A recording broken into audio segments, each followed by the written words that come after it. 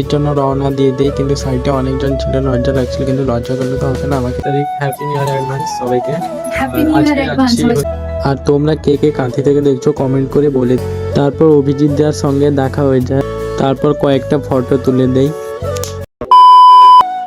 তো hey guys, welcome back to my YouTube channel. কেমন আছো সবাই? আশা করি সবাই ভালোই আছো। আজকে হচ্ছে 31 তারিখ। হ্যাপি নিউ ইয়ার অ্যাডভান্স সবাইকে।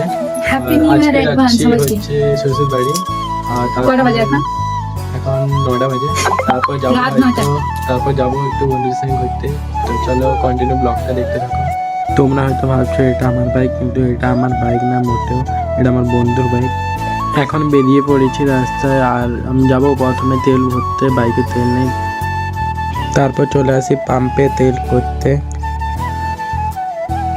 তারপর চলে আসি সিএসসি মাঠের কাছে। যারা কাঁথি থেকে দেখছো তারা জানো হ্যাপি নিউ ইয়ারের দিন বড় অনুষ্ঠান হয়।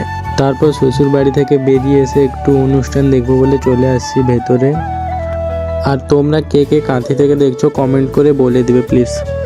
তারপর অভিজিৎ দার সঙ্গে দেখা হয়ে যায়। তারপর এটা হচ্ছে শম্পা বৌদি, আর এটা হচ্ছে চ্যানেলের নতুন হলে চ্যানেলটাকে সাবস্ক্রাইব করে দিও, আর লাইক করে দিও, আর শেয়ার করে দিও। তারপর কয়েকটা ফটো তুলে দেই।